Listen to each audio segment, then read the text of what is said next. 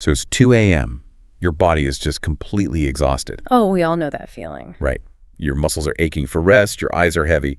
But the absolute second your head hits the pillow and the room goes quiet. The brain wakes up. Exactly. Your brain suddenly turns into this dusty, chaotic, brightly lit warehouse. The lights flick on, and without your permission, you're suddenly agonizing over a botched job interview from like 5 years ago. Yeah. Or, panicking about a totally mundane line message you sent 3 hours ago. Yes. Why does this happen? Like, why does our mind punish us the exact moment we try to get some rest? Well, it's because the human brain is a highly active, incredibly efficient machine that it absolutely hates unfinished business. Huh. Unfinished business. Yeah. During the day, you have meetings, you have traffic, you're listening to deep dives to distract you. But when all that external noise fades away in the dark, the machine finally has a quiet room. And it takes advantage of it. Exactly. It uses that quiet room to aggressively bring up every unresolved issue, every perceived threat, and, well, every piece of clutter you haven't dealt with. I mean, we have all lived through that agonizing 2 a.m. scenario. And that is exactly what we are tackling today. It's such an important topic. It really is. We're exploring a fascinating, really practical guide on mental decluttering. And I should mention, for those of you joining us who are using this deep dive to sharpen your... Well, I did it. We're keeping our pace comfortable. Right. But more importantly, we're going to take the time to explore the precise vocabulary used in the source material. Because the goal isn't just to, understand the psychology. No, it's to give you the exact phrasing you need to articulate these complex, heavy feelings in English. Exactly. So we're going to figure out why our brains get so heavy, how to properly do a closet audit of our memories, and finally, how to execute a practical bedtime ritual to reclaim your sleep. And having that precise language, it's actually the first step in solving the problem. Oh, really? Yeah. Psychologically speaking, when you can accurately name a feeling, you instantly strip away some of its power over you. Okay, so let's start by naming the problem, though. You're lying there, obsessing over your boss, frowning at you during a 2 p.m. meeting. What is, physically and psychologically happening in the mind when we do this? Well, to understand the mechanics of this, we have to look at how our working memory operates. Okay. Your working memory is essentially the mental workspace where you hold information you're currently processing. Like the RAM on a computer. That is a perfect analogy, yes. But here's the critical part. Its capacity is strictly limited. It is not an infinite hard drive. Right. The problem really arises when we engage in what the source calls mental hoarding. Mental hoarding, okay. Yeah. We hold on to expired grievances, Yeah. meaningless workplace gossip, and just, excessive, uncontrollable worries about the future. So let me unpack this analogy. It sounds exactly like having way too many browser tabs open on a computer. And they were all just auto-playing these embarrassing videos from the past. That is exactly what it feels like. And when you stuff all of that into a limited area, you experience cognitive overload. The system gets jammed. Precisely. The system crashes. And from an evolutionary standpoint, your brain actually thinks it's doing you a favor. Wait, a favor? By keeping me awake. I know, it sounds crazy, but there's this psychological concept called the Zeigarnik effect. The Zeigarnik effect. Right.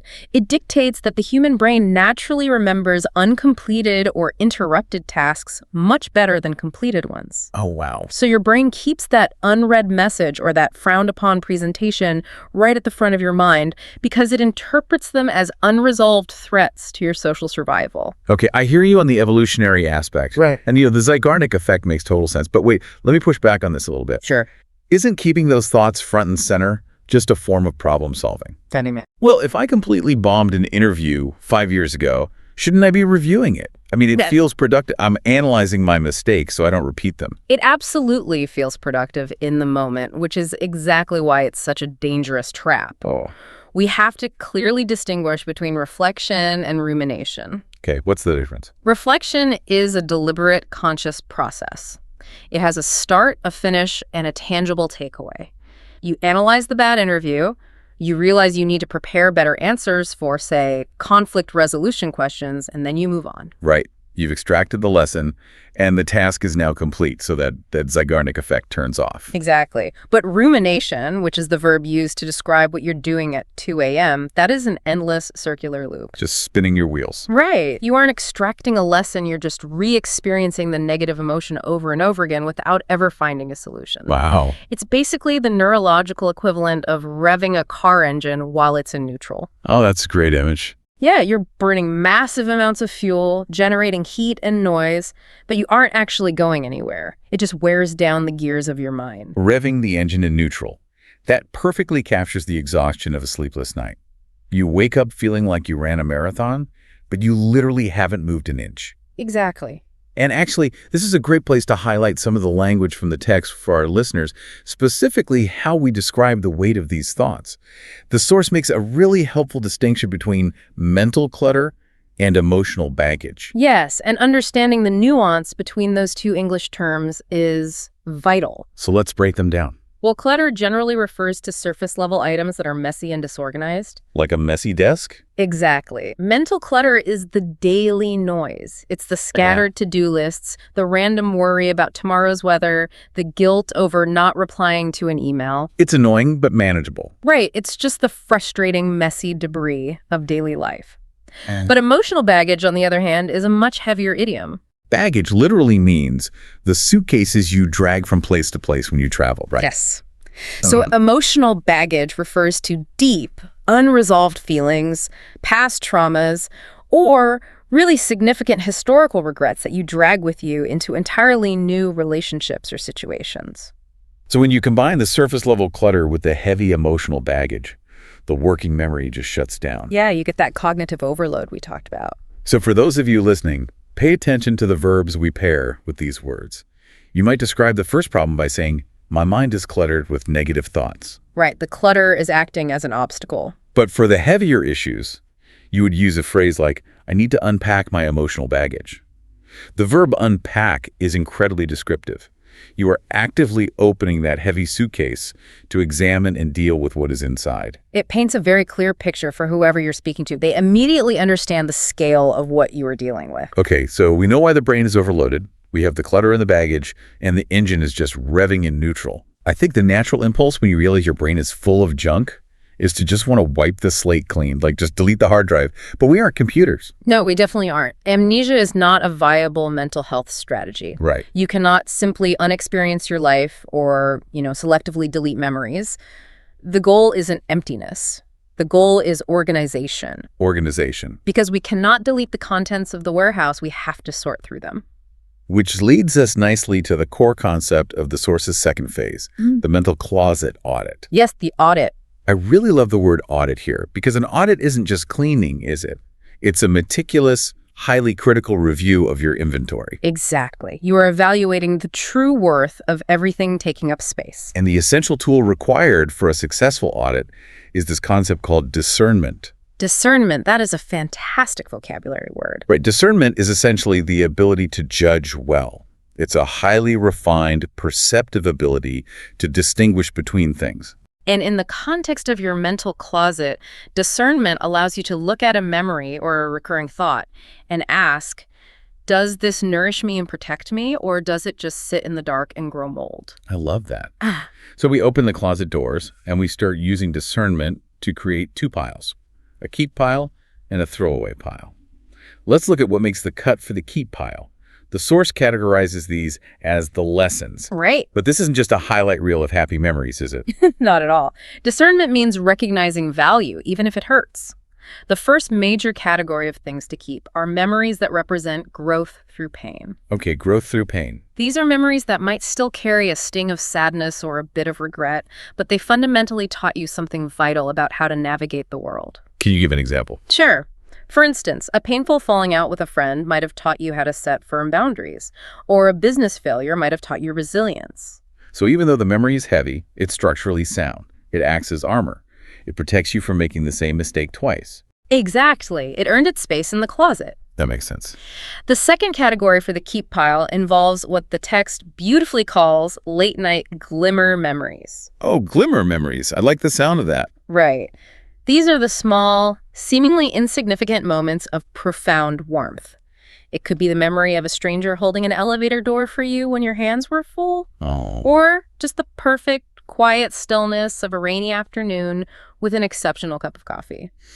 The text uses a really brilliant metaphor here. It calls these glimmer memories the thermal underwear for the soul. Yes, I love that part. Because they aren't glamorous and nobody else sees them, but they keep you warm from the inside out when the world feels cold and harsh. It is a perfect description. So your keep pile consists of your protective armor and your thermal underwear. Got it. But then we must turn our discernment to the throwaway pile. And the source explicitly labels this toxic clutter. Toxic is a strong word. We use it to describe poison. So this isn't just useless junk. This is material that is actively decaying and harming the mental ecosystem. Exactly. What does this toxic clutter look like in practice? Well, the most common form of toxic clutter is meaningless self-shaming. Oh, guilty. We all are.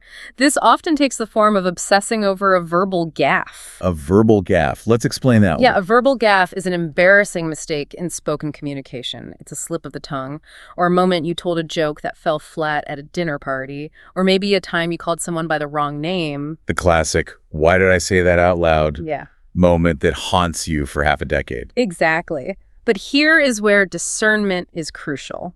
Replaying that verbal gaffe offers absolutely zero constructive value. Right. It doesn't teach you a boundary. No, it doesn't make you a better person. It is just your brain punishing you for a minor human error. It breeds low self-esteem and anxiety. Because it offers no protective lesson, it is toxic. It must be thrown away. And the source points out another massive source of toxic clutter, which is holding on to other people's negative emotions. Oh, yes. Internalizing someone else's blame or their passive-aggressive sarcasm. The text says we shouldn't have to pay the bill for someone else's bad temper. Which happens constantly. If a colleague snaps at you because they slept poorly or they're stressed about their own personal life, that anger belongs entirely to them. It's their baggage. Not yours. Right. But when you lie in bed dwelling on their tone of voice, wondering if you did something wrong, you are voluntarily taking their emotional garbage and storing it in your own closet. You know, I think about it like an incredibly itchy, aggressively ugly sweater that someone just shoves into your hands. Yes, an ugly sweater. Right. You open your closet every day, you look at this sweater and you think, this is so uncomfortable, it doesn't fit me, and I hate the color. Right. But because someone handed it to you, you feel this weird social obligation to store it forever. But you don't have to. You don't. You could just throw the sweater away. You have no obligation to filter their bad day through your own sense of self-worth. And the concept of filtering is central here. When you practice discernment, you are essentially building a stronger mental filter. Let's focus on that phrase for our learners. Filter out. To filter out means to intentionally block unwanted or harmful elements from passing through, much like a water filter removes impurities. So if you're explaining this boundary to a friend, you might simply say, I'm learning to filter out the noise. Exactly. It implies you're actively choosing what gets your attention. And there is a highly poetic, almost philosophical phrase from the source that summarizes this entire closet audit. It says, keep what feeds your soul, let go of what starves it. Keep what feeds your soul, let go of what starves it. It's a profound guiding principle for evaluating where you spend your mental energy. Okay, so logically, the audit makes complete sense. I understand the mechanics of cognitive overload. I know I need to throw away the itchy sweater of my coworker's bad mood. And I know I need to stop shaming myself for an awkward comment I made 3 years ago. Right.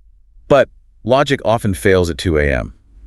Knowing I need to let it go and actually getting it out of my racing mind are two very different things. Oh, absolutely. How do we practically execute this? Well, insight without a mechanism for action usually just leads to more frustration. You know you're trapped, but you don't have a key. Precisely. And this is why the source provides a highly practical physical intervention, a 3-step bedtime clearing ritual focused on text and breathing. All right, let's break this down. Step 1 is the brain dump. The brain dump. The instruction is to keep a pen and paper on your nightstand. When your brain starts racing and the cognitive overload hits, you physically write down every anxiety, every angry thought, and every pending to-do list item. Yes. But wait, I have to question the logic here. Okay, go ahead. If I'm lying in bed, already stressed out, and I sit up, turn on the lamp, and write down a bulleted list of everything that makes me angry and anxious, wouldn't that just agitate me further? I see what you mean. It just feels like focusing intensely on negative thoughts right before sleep would spike my adrenaline, not relax me. It is a very valid concern, and if you were journaling, you would be absolutely right. It would likely agitate you. So this isn't journaling. No, we have to clarify the mechanism at work here. A brain dump is strictly a physical detox. You are not writing a diary entry. You are not exploring the nuances of why your coworker's comment hurt your feelings. Right. And you are not trying to solve the problems on the paper. So it isn't an emotional exercise at all. No, it is a data transfer. Think back to the Zeigarnik effect we discussed. The brain holding on to unfinished tasks. Exactly. Your brain is looping these thoughts because it is terrified that if it stops focusing on them, you will forget them by morning, leaving you vulnerable. The brain is desperately trying to keep the data safe in its limited working memory. So by writing it down, I am providing physical proof to my brain that the data is secure. Precisely. You are materializing the pressure. By transferring the data from the internal working memory onto an external physical piece of paper, you are showing your brain that the information is saved. Like saving files to an external hard drive. Yes. Once the brain registers that the external hard drive, the paper, has the data, the neurological alarm bells turn off. It no longer needs to expend precious energy holding on to those thoughts. That distinction changes everything. It's just exporting the file so the system can power down. Exactly. Which leads directly into step 2, giving the thoughts a temporary closure. The source calls this a gentle sealing. Right. Once the data is on the paper, you look at that messy, chaotic list and you mentally say to it, "Thank you, but you can rest now." Thank you, but you can rest now. You're acknowledging the brain's attempt to help you, but you're dismissing it for the night. Then you physically fold the paper in half and you place it out of sight in a drawer. Okay, fold it and put it away. Because human beings are deeply responsive to physical rituals. Folding the paper and closing the drawer act as a powerful psychological signal. The source actually suggests pairing this physical action with a visualization. Yeah. As you close the drawer, imagine drawing down a heavy set of mental blinds, like the metal security shutters rolling down over a storefront at the end of the day. You're signaling to your nervous system that the shop is officially closed. The inventory is still in the store, the problems still exist, but nobody is doing business until tomorrow. That's brilliant. And once the shop is closed, you're ready for step 3, which is creating breathing space. Breathing space. You close your eyes and you take 3 slow, intentional breaths. But again, this relies on visualization to be truly effective. The text says to imagine breathing out the stale energy. Yes. As you exhale, you deliberately imagine blowing out the stale, damp air and the lingering tension from that dusty, cluttered warehouse we talked about at the beginning. You are physically expelling the stress. And as you inhale, you imagine breathing in crisp, clean air to create spaciousness inside your mind. Spaciousness. That is an incredibly beautiful English concept to strive for, especially when discussing mental health. It really is. Let's highlight that word. If clutter feels tight, heavy, chaotic, and suffocating, spaciousness is the exact opposite. It is wide, open, and calm. It is the feeling of finally having the room to breathe freely. And when you combine the physical detox of the brain dump, the temporary closure of folding the paper, and the visualization of spaciousness, you arrive at the ultimate goal described by the source, a light heart. A light heart, a state of being unburdened. To have a light heart means you are free from heavy sorrow, worry, or the dragging weight of emotional baggage. You're finally buoyant enough to float into sleep. It completely transforms your relationship with the night. You're no longer a passive victim of your racing thoughts. You have a systematic, proven method for processing, storing, and releasing them. And to anchor this entire practice, the source leaves us with a healing affirmation. It suggests reciting this as you finally drift off, letting go of the day. So as we bring this deep dive to a close, let's take a moment to practice this. If you are listening, wherever you are, take a slow, deep breath with me. And let these words settle into that newly created spaciousness in your mind. My mind is my sanctuary. I choose to leave the heavy baggage behind and sleep with a light heart. It is a profound shift in perspective, moving from a state of passive hoarding to active discernment, and finally using a tangible physical mechanism to clear the workspace. It really is. We have covered incredible ground today, from understanding the mechanical limits of our working memory and the evolutionary trap of rumination, to auditing our mental closets by keeping the protective lessons and filtering out the toxic clutter. And finally, putting it all into practice with the 3-step text and breathing ritual. But before we sign off, I want to leave you with one final thought to ponder. something that builds on the mechanics we've just discussed. Oh, this is a good one. We talked extensively about the brain dump as a way to create temporary closure. You fold the paper and put it in a drawer so your brain knows the data is safe, allowing you to sleep. Right. But think about this tomorrow morning when you wake up. What happens if you take that folded piece of paper out of the drawer, and instead of opening it and integrating those anxieties back into your working memory, you just throw it directly into the trash? Oh, wow. That is a powerful image. Does the physical act of destroying that paper permanently delete the emotional baggage from your psyche? Or does it simply free up your internal storage capacity, allowing you to walk into the day completely unburdened with the spaciousness required to collect entirely new experiences? Does the trash can represent deletion, or does it represent liberation?